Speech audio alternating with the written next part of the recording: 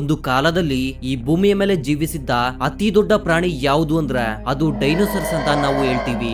But ನಿಮ್ಗೆ ಗೊತ್ತಾ, ಈ ಭೂಮಿಯ ಮೇಲೆ ಡೈನೋಸರ್ಸ್ ಅನ್ನ ಕೂಡ ಬೇಟೆಯಾಡಬಲ್ಲ ದೊಡ್ಡ ದೊಡ್ಡ ಜೀವಿಗಳು ಜೀವಿಸಿದ್ವು. ಹೌದು, ನೀವು ಕೇಳಿದ್ದು ನಿಜ. ಇವತ್ತಿನ ವಿಡಿಯೋದಲ್ಲಿ ಅಂತಹ ಭಯಂಕರವಾದ ಜೀವಿಗಳ ಬಗ್ಗೆ ನಿಮ್ಗೆ ತಿಳಿಸ್ಕೊಡ್ತೀನಿ. ಅದಕ್ಕೂ ಮೊದಲು ಈ ವಿಡಿಯೋಗೆ ಒಂದು ಲೈಕ್ ಮಾಡಿ. ಇನ್ನು ತಡ ಮಾಡುವುದು ಬೇಡ, ಲೆಟ್ಸ್ ಗೆಟ್ ಸ್ಟಾರ್ಟೆಡ್. ನಂಬರ್ 10, ಎಲ್ಮೋಸೋರಸ್.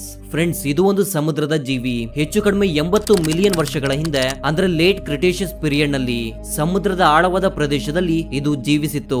ಈ ಜೀವಿಯಲ್ಲಿದ್ದ ವಿಶೇಷತೆ ಏನಂದ್ರೆ ಇದರ ಕುತ್ತಿಗೆಯ ಭಾಗ ತುಂಬಾನೇ ಉದ್ದವಾಗಿತ್ತು. ಅಂದ್ರೆ ಈಗಿನ ಜಿರಾಫೆಗಳಿಗೆ ಯಾವ ರೀತಿ ಉದ್ದವಾದ ಕುತ್ತಿಗೆ ಇದೆಯೋ ಸೇಮ್ ಅದೇ ರೀತಿಯಲ್ಲಿ ಈ ಸಮುದ್ರದ ಜೀವಿಯ ಕುತ್ತಿಗೆ ಕೂಡ ತುಂಬಾನೇ ಉದ್ದವಾಗಿತ್ತು. ಬಟ್ ಜಿರಾಫೆಗಳಿಗೂ ಈ ಎಲ್ಮೋಸರಸ್ಗೂ ಯಾವುದೇ ರೀತಿಯ ಸಂಬಂಧ ಇಲ್ಲ. ಬದಲಿಗೆ ಇದೊಂದು ಸಮುದ್ರದಲ್ಲಿರುವ ರೆಪ್ಟೈಲ್ ಅಂದ್ರೆ ಸರೀಸೃಪ. ಆ ಸಮಯದಲ್ಲಿ ಸಮುದ್ರದ ಅತಿ ದೊಡ್ಡ ಜೀವಿಗಳಲ್ಲಿ ಇದು ಕೂಡ ಒಂದು. ಇದರ ದೇಹದ ಟೋಟಲ್ ಉದ್ದ ಬಂದು 40 ಅಡಿಗಳು. ಕೇವಲ ಇದರ ಕುತ್ತಿಗೆ ಮಾತ್ರವೇ 25 ಅಡಿ ಉದ್ದ ಇರುತ್ತೆ. ಈ ಎಲ್ಮೋಸರಸ್ ಒಂದು ಮಾಂಸಾಹಾರಿ ಜೀವಿ. ಮುಖ್ಯವಾಗಿ ಮೀನುಗಳನ್ನ ಹಾಗೂ ಸಮುದ್ರದ ಚಿಕ್ಕ ಚಿಕ್ಕ ಜೀವಿಗಳನ್ನ ಬೇಟೆಯಾಡಿ ಇದು ತಿಂತಾ ಇತ್ತು. ಇದರ ಉದ್ದವಾದ ಕುತ್ತಿಗೆ ಮತ್ತು ದೈತ್ಯವಾದ ದೇಹದಿಂದ ಇದು ತುಂಬಾನೇ ಸುಲಭವಾಗಿ ಬೇಟೆಯಾಡ್ತಾ ಇತ್ತು. ಈ ಎಲ್ಮೋಸರಸ್ ನ ಮೊಟ್ಟ ಮೊದಲ ಪಳೆಯುಳಿಕೆಯನ್ನ 1867ರಲ್ಲಿ ಎಡ್ವರ್ಡ್ ಡ್ರಿಂಕರ್ ಕೋಪ್ ಅನ್ನುವ ಒಬ್ಬ ಅಮೆರಿಕದ ವಿಜ್ಞಾನಿ ಯುಎಸ್ ನ ಕಾನ್ಸಸ್ ನಲ್ಲಿ ಕಂಡು ಹಿಡಿದಿದ್ದಾರೆ.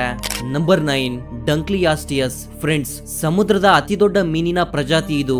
ಸುಮಾರು 382ರಿಂದ 358 ಮಿಲಿಯನ್ ವರ್ಷಗಳ ಹಿಂದೆ ಅಂದ್ರೆ ಡೆವೋನಿಯನ್ ಕಾಲದಲ್ಲಿ ಸಮುದ್ರದ ಅತ್ಯಂತ ಆಳವಾದ ಪ್ರದೇಶದಲ್ಲಿ ಈ ಡಂಕ್ಲಿಯಾಸ್ಟಿಯಸ್ ಜೀವಿಸ್ತಾ ಇತ್ತು. ಡೆವೋನಿಯನ್ ಕಾಲದಲ್ಲಿ ಜೀವಿಸಿದ್ದ ಅತಿ ದೊಡ್ಡ ಮತ್ತು ಖತರ್ನಾಕ್ ಆದ ಮೀನು ಇದು. ಇದು ಹೆಚ್ಚು ಕಡಿಮೆ 33 ಅಡಿಗಳಷ್ಟು ಉದ್ದ ಮತ್ತು 1 ಟನ್ ತೂಕವನ್ನ ಕೂಡ ಹೊಂದಿತ್ತು. ಇದು ನೋಡೋದಕ್ಕೆ ತುಂಬಾನೇ ಭಯಂಕರವಾಗಿ ಕಾಣ್ತಾ ಇತ್ತು. ಹಾಗೂ ಇದರ ಬಲಿಷ್ಠವಾದ ದೇಹ ಇದಕ್ಕೆ ಒಂದು ಕವಚದ ರೀತಿ ರಕ್ಷಣೆ ಕೊಡ್ತಾ ಇತ್ತು. ಜೊತೆಗೆ ಇದರ ತಲೆ ಕೂಡ ತುಂಬಾನೇ ದೊಡ್ಡದಾಗಿತ್ತು. ಈ ಮೀನಿನ ದವಡೆ ಎಷ್ಟೊಂದು ಪವರ್ಫುಲ್ ಆಗಿತ್ತು ಅಂದ್ರೆ ಇದಕ್ಕಿಂತ ದೊಡ್ಡ ದೊಡ್ಡ ಗಾತ್ರದ ಜೀವಿಗಳನ್ನ ಕೇವಲ ಬೈಟ್ ಫೋರ್ಸ್ ಇಂದಾನೆ ಇದು ಬೇಟೆಯಾಡ್ತಾ ಇತ್ತು.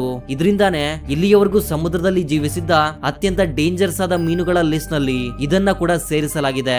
ಈ ಮೀನು ಎಷ್ಟೊಂದು ವೇಗವಾಗಿ ಬೇಟೆಯಾಡುತ್ತೆ ಅಂದ್ರೆ ಕಣ್ಣು ಮಿಟಕಿಸುವ ವೇಗದಲ್ಲಿ ಬೇಟೆಯನ್ನ ಕೊಂದು ಬಿಡುತ್ತೆ. ಆದ್ರೆ ಡೆವೋನಿಯನ್ ಕಾಲದ ಕೊನೆಯಲ್ಲಿ ಬೇರೆ ಸಮುದ್ರದ ಜೀವಿಗಳ ತರ ಈ ಡಂಕ್ಲಿಯಾಸ್ಟಿಯಸ್ ಕೂಡ ಅಳಿದು ಹೋಗುತ್ತೆ. ನಂಬರ್ 8, ಪ್ಲಾಟಿಬೆಲೊಡಾನ್. ಈ ಪ್ರಾಣಿಯನ್ನ ನೋಡಿದ ಕೂಡಲೇ ಇದು ಆನೆಯ ಜಾತಿಗೆ ಸೇರಿದ ಪ್ರಾಣಿ ಅಂತ ನಿಮ್ಗೆಲ್ಲ ಗೊತ್ತಾಗುತ್ತೆ. ಆದ್ರೆ ಈಗಿನ ಆನೆಗಳಿಗೆ ಹೋಲಿಸಿದ್ರೆ ಇದು ತುಂಬಾನೇ ವಿಚಿತ್ರವಾಗಿದೆ. ಅಂದ್ರೆ ಇದರ ಸೊಂಡಿಲು ಈಗಿನ ಆನೆಗಳ ಸೊಂಡಿಲಿಗಿಂತ ಹೆಚ್ಚು ದಪ್ಪ ಮತ್ತು ತುಂಬಾನೇ ವಿಚಿತ್ರವಾಗಿದೆ. ಪ್ರೆಸೆಂಟ್ ಈ ಜಾತಿಯ ಆನೆಗಳು ಅಸ್ತಿತ್ವದಲ್ಲಿ ಇಲ್ಲದೆ ಇರಬಹುದು. ಬಟ್ ಈ ಪ್ಲಾಟಿಬೆಲೊಡಾನ್ ಈಗಿನ ಆನೆಗಳ ಪೂರ್ವಿಕ ಅನ್ನೋದ್ರಲ್ಲಿ ಯಾವುದೇ ಡೌಟ್ ಇಲ್ಲ. ಈ ದೈತ್ಯವಾದ ಆನೆಯ ಜಾತಿ ಹೆಚ್ಚು ಕಡಿಮೆ 10ರಿಂದ 15 ಮಿಲಿಯನ್ ವರ್ಷಗಳ ಹಿಂದೆ ಅಂದ್ರೆ ಮಿಯೋಸನ್ ಕಾಲದಲ್ಲಿ ಈ ಭೂಮಿಯ ಮೇಲೆ ಜೀವಿಸಿತ್ತು. ಆದ್ರೆ ಹೆಚ್ಚು ಕಡಿಮೆ 8 ಮಿಲಿಯನ್ ವರ್ಷಗಳ ಹಿಂದೆ ಇವು ಕಂಪ್ಲೀಟ್ ಆಗಿ ಅಳಿದು ಹೋಗಿವೆ. ಈ ಆನೆಗಳಲ್ಲಿರುವ ವಿಶೇಷತೆ ಏನಂದ್ರೆ ಅದು ಇದರ ಸೊಂಡಿಲು. ಅದರಲ್ಲೂ ಇದರ ಕೆಳಗಡೆ ಇರುವ 2 ದಂತಗಳು ತುಂಬಾ ಬಲಿಷ್ಠವಾಗಿದ್ವು. ಬೇರೆ ಪ್ರಾಣಿಗಳನ್ನ ಹೆದರಿಸಲು ಈ ದಂತಗಳನ್ನ ಆನೆಗಳು ಬಳಸ್ತಾ ಇದ್ವು. ಈ ಆನೆಗಳ ಸೊಂಡಿಲಿನ ಕೆಳಗಡೆ ಇರುವ ಚಪ್ಪಟೆ ಆಕಾರದ ದಂತಗಳಿಂದಾನೆ ಇದಕ್ಕೆ ಪ್ಲಾಟಿಬೆಲೊಡಾನ್ ಅನ್ನುವ ಹೆಸರು ಬಂದಿದೆ. ಪ್ಲಾಟಿ ಪದದ ಅರ್ಥ ಬಂದು ಚಪ್ಪಟೆ ಹಾಗೂ ಬೆಲಿಡನ್ ಅಂದ್ರೆ ಬಲಿಷ್ಠವಾದ ದಂತಗಳು.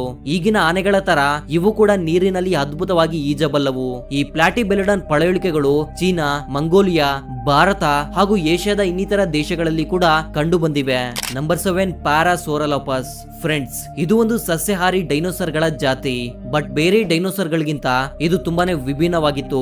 ಸುಮಾರು 70 ಮಿಲಿಯನ್ ವರ್ಷಗಳ ಹಿಂದೆ ಅಂದ್ರೆ ಕ್ರಿಟೇಷಿಯಸ್ ಕಾಲದಲ್ಲಿ ಇವು ಭೂಮಿಯ ಮೇಲೆ ರಾಜ್ಯಭಾರ ಮಾಡ್ತಿದ್ವು. ವಿಜ್ಞಾನಿಗಳು ಇದನ್ನ ಡಕ್ ಬಿಲ್ ಡೈನೋಸರ್ ಅಂತ ಕೂಡ ಕರೀತಾರೆ. ಈ ಡೈನೋಸರ್ ಗಳ ತಲೆಯ ಮೇಲಿದ್ದ ಕೊಂಬಿನಿಂದ ಇದನ್ನ ಗುರುತಿಸಲಾಗುತ್ತೆ. ಈ ಡೈನೋಸರಸ್ 33ರಿಂದ 40 ಅಡಿ ಉದ್ದವಿತ್ತು ಹಾಗೂ ಇದರ ಎತ್ತರ 16 ಅಡಿಗಳು, ತೂಕ 2ರಿಂದ 4 ಟನ್ ಇರ್ತಾ ಇತ್ತು. ವಿಜ್ಞಾನಿಗಳ ಪ್ರಕಾರ ಈ ಡೈನೋಸರ್ ಗಳು ಹೆಚ್ಚಾಗಿ ಗುಂಪಿನಲ್ಲಿ ಜೀವಿಸಲು ಇಷ್ಟಪಡ್ತಿದ್ವು. ನಂಬರ್ 6, ಟ್ರಿಲೋಬೈಟ್ಸ್. ಈ ಜೀವಿಗಳು ಸುಮಾರು 520 ಮಿಲಿಯನ್ ವರ್ಷಗಳ ಹಿಂದೆ ಅಂದ್ರೆ ಪ್ರಾರಂಭಿಕ ಕ್ಯಾಂಬ್ರಿಯನ್ ಕಾಲದಲ್ಲಿ ಭೂಮಿಯ ಮೇಲೆ ಜೀವಿಸಿದ್ವು. ಈ ರಹಸ್ಯವಾದ ಜೀವಿ 210 ಮಿಲಿಯನ್ ವರ್ಷಗಳ ಕಾಲ ಈ ಭೂಮಿಯ ಮೇಲೆ ಕಂಡು ಬರ್ತಾ ಇದ್ವು. ಇಲ್ಲಿ ಆಶ್ಚರ್ಯಕರ ಸಂಗತಿ ಏನಂದ್ರೆ ಈ ಟ್ರಿಲೋಬೈಟ್ಸ್ ನಲ್ಲಿ ಸುಮಾರು 20,000ಕ್ಕಿಂತ ಹೆಚ್ಚು ಪ್ರಜಾತಿಗಳು ಇದ್ವು. ನಾರ್ಮಲ್ ಆಗಿ ಹೆಚ್ಚು ಪ್ರಜಾತಿಗಳು ಸೈಜ್ ನಲ್ಲಿ ಚಿಕ್ಕದಾಗಿದ್ವು. ಆದ್ರೆ ಕೆಲವು ಪ್ರಜಾತಿಗಳು ಮಾತ್ರ ತುಂಬಾನೇ ದೊಡ್ಡ ಗಾತ್ರದಲ್ಲಿ ಬೆಳೀತಾ ಇದ್ವು. ಸಮುದ್ರದ ಈ ರಹಸ್ಯವಾದ ಜೀವಿಯ ಪಳೆಯುಳಿಕೆ ಪಳೆಯುಳಿಕೆಗಳು ಆಲ್ಮೋಸ್ಟ್ ಎಲ್ಲಾ ಮಹಾದ್ವೀಪಗಳಲ್ಲೂ ಸಿಕ್ಕಿವೆ. ಆದ್ರೆ ಕ್ಯಾಂಬ್ರಿಯನ್ ಕಾಲದ ಕೊನೆಯಲ್ಲಿ ಈ ಜೀವಿಗಳು ಕೂಡ ನಾಶವಾಗಿ ಹೋಗಿವೆ. ನಂಬರ್ 5 ಡಿಮೋರ್ಫಾಡಾನ್. ಫ್ರೆಂಡ್ಸ್, ಇದೊಂದು ಟೀರಸ್ ನ ಅಳಿದು ಹೋಗಿರುವ ಪ್ರಜಾತಿ. ಅಂದ್ರೆ ಇದು ಗಾಳಿಯಲ್ಲಿ ಹಾರಬಲ್ಲ ಒಂದು ದೊಡ್ಡ ಗಾತ್ರದ ಸರೀಸೃಪ. ತುಂಬಾ ಜನ ಇದನ್ನ ಡೈನೋಸರಸ್ ಅಂತ ಅಂದುಕೊಂಡಿರ್ತಾರೆ. ಆದ್ರೆ ಇದು ಡೈನೋಸರಸ್ ಅಲ್ಲ, ಬದಲಿಗೆ ಒಂದು ಸರೀಸೃಪ. ಹೆಚ್ಚು ಕಡಿಮೆ 200 ಮಿಲಿಯನ್ ವರ್ಷಗಳ ಹಿಂದೆ ಜುರಾಸಿಕ್ ಕಾಲದಲ್ಲಿ ಈ ಭೂಮಿಯ ಮೇಲೆ ಜೀವಿಸಿತ್ತು. ಡಿಮೋರ್ಫಾಡಾನ್ ನ ಅರ್ಥ ಬಂದು 2 ತರಹದ ಹಲ್ಲುಗಳು ಅಂತ. ಅಂದ್ರೆ ಗಾಳಿಯಲ್ಲಿ ಹಾರಬಲ್ಲ ಈ ಸರೀಸೃಪದ ದವಡೆಗಳಲ್ಲಿ 2 ತರಹದ ಹಲ್ಲುಗಳು ಇದ್ವು. ಈ ಸರೀಸೃಪ ತನ್ನ ರೆಕ್ಕೆಯನ್ನ ಬಿಚ್ಚಿದಾಗ ಹೆಚ್ಚು ಕಡಿಮೆ 1.5 ಮೀಟರ್ ಉದ್ದ ಬರ್ತಾ ಇತ್ತು. ಈ ಸರೀಸೃಪದ ವಿಶೇಷತೆ ಏನಂದ್ರೆ ಇದರಲ್ಲಿರುವ ಉದ್ದವಾದ ಮತ್ತು ಬಲಿಷ್ಠವಾದ ಉಗುರುಗಳು ಇದರ ರೆಕ್ಕೆಗೆ ಹಾರಲು ಸಹಾಯ ಮಾಡ್ತಿದ್ವು. ಜೊತೆಗೆ ಇದರ ಪಂಜಾದಲ್ಲಿ ತುಂಬಾನೇ ಶಕ್ತಿ ಇತ್ತು. ಅದನ್ನ ಬಳಸ್ಕೊಂಡು ಈ ಸರೀಸೃಪ ತುಂಬಾನೇ ಸುಲಭವಾಗಿ ಬೇಟೆಯಾಡ್ತಾ ಇತ್ತು. ವಿಜ್ಞಾನಿಗಳ ಪ್ರಕಾರ ಆ ಸಮಯದಲ್ಲಿ ಇದು ಅದ್ಭುತವಾದ ಬೇಟೆಗಾರ ಆಗಿತ್ತು. ಈ ಜೀವಿಯ ಪಳೆಯುಳಿಕೆಗಳು ಕೇವಲ ಇಂಗ್ಲೆಂಡ್ ನಲ್ಲಿ ಮಾತ್ರ ಸಿಕ್ಕಿವೆ. ನಂಬರ್ 4 ಮೆಗಾಥೀರಿಯಂ. ಸುಮಾರು 4.2 ಮಿಲಿಯನ್ ವರ್ಷಗಳ ಹಿಂದೆ ಈ ಜೀವಿ ಭೂಮಿಯ ಮೇಲೆ ಜೀವಿಸಿತ್ತು. ಇದು ನೋಡೋದಕ್ಕೆ ಸ್ವಲ್ಪ ಕರಡಿಗಳ ತರ ಕಾಣ್ತಾ ಇತ್ತು. ಆದ್ರೆ ಕರಡಿಗಳಿಗೂ ಈ ಜೀವಿಗೂ ಯಾವುದೇ ರೀತಿಯ ಸಂಬಂಧ ಇಲ್ಲ. ಈ ಮೆಗಾಥೀರಿಯಂ ನಿಂತುಕೊಂಡಾಗ ಹೆಚ್ಚು ಕಡಿಮೆ 20 ಅಡಿ ಎತ್ತರ ಬರ್ತಾ ಇತ್ತು ಹಾಗೂ ಬರೋಬ್ಬರಿ 5 ಟನ್ ತೂಕವನ್ನ ಕೂಡ ಹೊಂದಿತ್ತು. ಆ ಸಮಯದಲ್ಲಿ ಭೂಮಿಯ ಮೇಲೆ ಜೀವಿಸಿದ್ದ ಅತ್ಯಂತ ಭಾರಿ ಗಾತ್ರದ ಪ್ರಾಣಿಗಳಲ್ಲಿ ಇದು ಕೂಡ ಒಂದು. ಇದನ್ನ ಕೇಳಿ ನಿಮ್ಗೆ ಆಶ್ಚರ್ಯವಾಗಬಹುದು. ಇಷ್ಟೊಂದು ಭಾರಿ ಗಾತ್ರದ ದೇಹ ಇದ್ರೂ ಕೂಡ ಇದೊಂದು ಸಸ್ಯಾಹಾರಿ ಪ್ರಾಣಿಯಾಗಿತ್ತು. ಮುಖ್ಯವಾಗಿ ಹಣ್ಣು ಹಂಪಲನ್ನ ಇದು ತಿಂದು ಜೀವಿಸ್ತಾ ಇತ್ತು. ಮೆಗಾಥೀರಿಯಂ ನ ಪಳೆಯುಳಿಕೆಗಳು ಅಮೆರಿಕ, ಅರ್ಜೆಂಟೀನಾ ಮತ್ತು ಬ್ರೆಜಿಲ್ ನಲ್ಲಿ ಸಿಕ್ಕಿವೆ. ನಂಬರ್ 3 ಮೆಗಾಲೋಸೊರಸ್. ಜಿಂಕೆಗಳ ಜಾತಿಯಲ್ಲೇ ಅತಿ ದೊಡ್ಡ ಜಿಂಕೆ ಇದು. ಸುಮಾರು 10,000 ವರ್ಷಗಳ ಹಿಂದೆ ಅಂದ್ರೆ ಪ್ಲಿಯೋಸ್ಟಿಸ್ ಕಾಲದಲ್ಲಿ ಭೂಮಿಯ ಮೇಲೆ ಇದು ಜೀವನ ಮಾಡ್ತಿತ್ತು. ಅದರಲ್ಲೂ ಯುರೇಷಿಯಾದಲ್ಲಿ ಈ ದೊಡ್ಡ ಗಾತ್ರದ ಜಿಂಕೆಗಳು ಕಂಡು ಬರ್ತಾ ಇದ್ವು. ಇವು ಹೆಚ್ಚು ಕಡಿಮೆ 7 ಅಡಿ ಎತ್ತರ ಬೆಳೀತಾ ಇದ್ವು. ಇದರ ಕೊಂಬುಗಳನ್ನ ಕೂಡ ಸೇರಿಸ್ಕೊಂಡ್ರೆ ಸುಮಾರು 13 ಅಡಿಗಳಷ್ಟು ಎತ್ತರ ಬರ್ತಾ ಇದ್ವು. ಹಾಗೂ ಇವುಗಳ ಕೊಂಬಿನ ಮಧ್ಯೆ ಇರುವ ಅಗಲ 12 ಅಡಿಗಳು. ಇವುಗಳನ್ನ ಬೇಟೆಯಾಡುವ ಪ್ರಾಣಿಗಳಿಂದ ತನ್ನನ್ನ ತಾನು ಕಾಪಾಡಿಕೊಳ್ಳೋಕೆ ಈ ಬಲಿಷ್ಠವಾದ ಕೊಂಬುಗಳು ಉಪಯೋಗಕ್ಕೆ ಬರ್ತಾ ಇದ್ವು. ಹಾಗೂ ಇದರ ತೂಕ ಹೆಚ್ಚು ಕಡಿಮೆ 680 ಕೆಜಿ. ಇಷ್ಟೊಂದು ಹೆಚ್ಚು ತೂಕವನ್ನ ಹೊಂದಿದ್ರು ಕೂಡ ಇದು ವೇಗವಾಗಿ ಓಡಬಲ್ಲದು. ಈಗಿನ ಜಿಂಕೆಗಳ ತರ ಈ ಮೆಗಲೋಸೋರಸ್ ಕೂಡ ಸಸ್ಯಾಹಾರಿ ಜೀವಿಯಾಗಿತ್ತು. ನಂಬರ್ 2 ಎಲುಸುಜೀನಿಯಾ.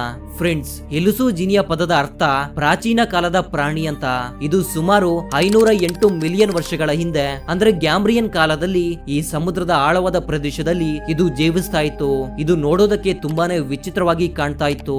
ಇದರ ಹೆಸರು ಎಲುಸುಜೀನಿಯಾ. ಇದರ ಶರೀರದ ರಚನೆ ತುಂಬಾನೇ ವಿಚಿತ್ರವಾಗಿದೆ. ಇದು ಭಾರಿ ಗಾತ್ರದ ಜೀವಿ ಏನೂ ಅಲ್ಲ. ಇದೊಂದು ಚಿಕ್ಕ ಗಾತ್ರದ ಪ್ರಾಣಿ. ಅಂದ್ರೆ ಇದರ ಸೈಜ್ ಕೇವಲ ಕೆಲವು ಸೆಂಟಿಮೀಟರ್ಸ್ ಮಾತ್ರ ಇರ್ತಾ ಇತ್ತು.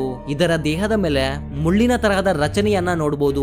ಫ್ರೆಂಡ್ಸ್, ಈ ಪ್ರಾಣಿಯ ಪಳೆಯುಳಿಕೆಗಳು ಸಿಕ್ಕ ಮೇಲೆ ವಿಜ್ಞಾನಿಗಳಿಗೆ ಪ್ರಾಚೀನ ಕಾಲದ ಪ್ರಾಣಿಗಳ ವಿಕಾಸದ ಬಗ್ಗೆ ತುಂಬಾನೇ ಮಾಹಿತಿ ಸಿಗುತ್ತೆ.